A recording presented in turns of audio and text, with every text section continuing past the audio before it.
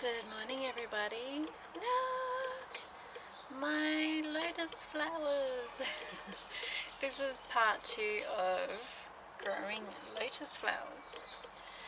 And I thought I just saw it. You know when you just see something from the corner of your eye? Sorry.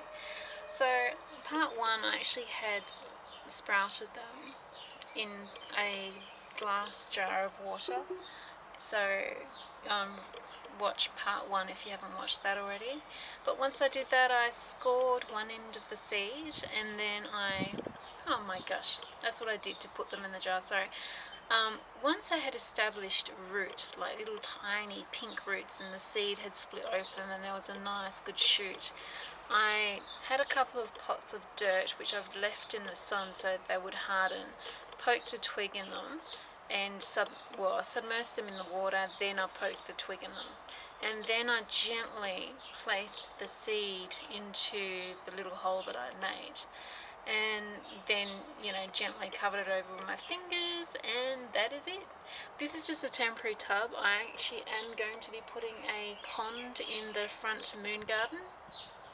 Nothing more moon quality than having water somewhere as a pond, or use your imagination. The moon affects the tide and the water in the womb, which is why it's linked to fertility, and the woman's menstrual cycles are actually in sync with the moon. So when we are no longer in sync and acknowledging the moon, we lose a connection with our own fertility, our own womanhood, goddess aspects as well. What's that in there? But the next post I'm going to do, oh, you're a funny looking one. Looks all silvery under the water. I think it's because they're just waterproof. Yeah.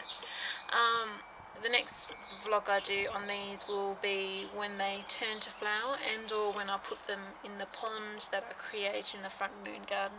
There will be another vlog on the moon garden soon. And my cactus, yay, it's got flowers. Here's the little seedlings from my moon flowers that I have grown from seed. It's taken just a couple of weeks for them to open. They're awesome. I love the little hats they push off as they start to emerge. But yeah, so I recommend everybody to add lotus flowers to their garden somewhere. They're just beautiful. Once they actually grow too, you can propagate them from the actual flower. You don't have to grow from seed every time.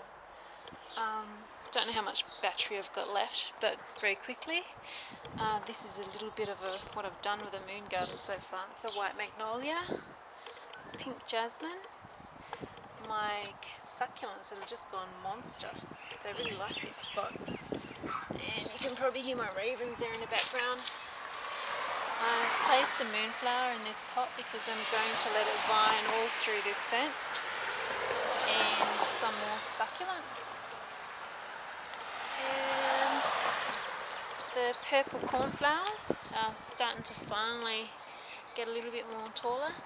This is a wormswood linked to the drink absinthe, and also berries. And here is witch hazel. And of course the birds have to start making a lot of noise. And the little twig of the angel trumpet tree is finally showing little tiny leaves. Can't wait for this one to grow. And the rosemary and the lavenders I've got there, and the snow-cloth asylum is starting to finally get lots of flowers. I've done some more weed digging up, but I've got a lot to do. I'm going to get into this section at the front there. I've already dug up quite a bit. My hands are literally aching from digging up that weed. My knuckles are red and sore.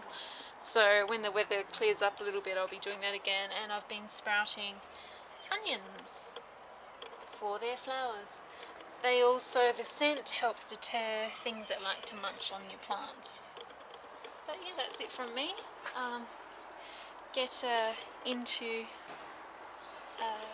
getting some lotus flowers established, and blessed be.